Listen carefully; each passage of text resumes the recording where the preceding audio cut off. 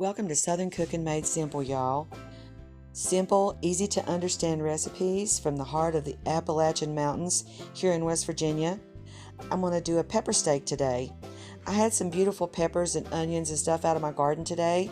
So I took 2 ribeyes and I seasoned them with salt and pepper and 2 tablespoons of flour.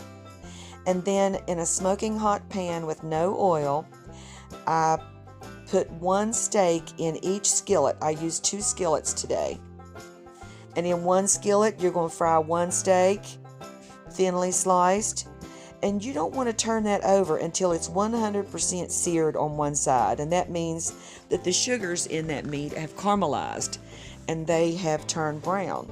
And then you can flip it over to the other side and repeat the same process. Now you want to completely cook that beef before you add in the water. And I added in 4 cups of water, about 6 large tomatoes or about a quart of tomatoes. You'll know how many tomatoes you need to feed your family. And don't add the peppers and onions into your tomato mixture and beef until after the tomatoes and beef have simmered for 30 minutes alone.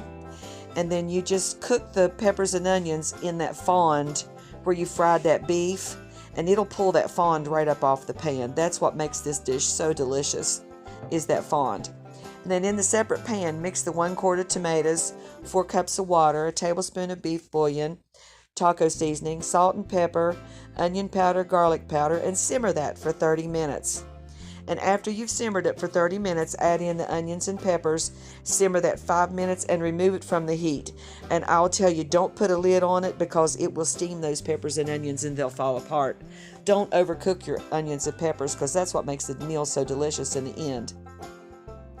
I used 1 huge sweet onion and 3 large peppers out of my garden. This was a delicious meal your whole family will enjoy. Now when you fry that beef and remove that from the pan, as I said, I used 2 pans. You can't cook the onions and peppers until the very last step.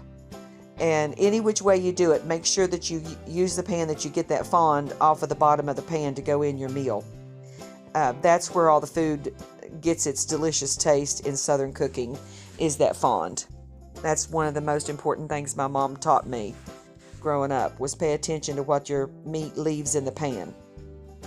She used to say it'll talk to you. Always get your seasoning out of your pan. Seasoning is more than just salt and pepper, but salt and pepper does add a delicious taste to your meal.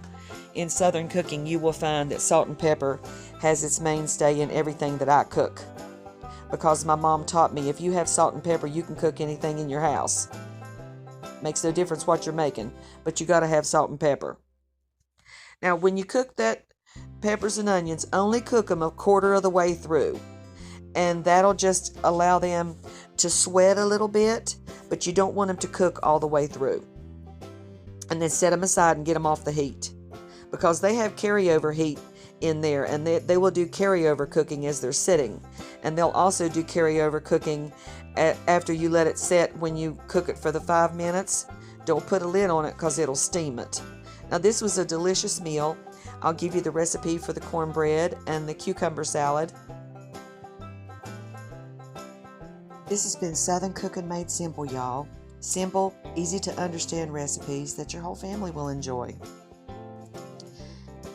These are recipes that was handed down to my mom from her grandmother, who was Lily Missouri Legg. She handed them down to my mother, Barbara June.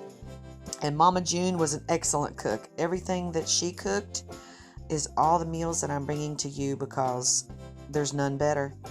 Ask anybody in my family.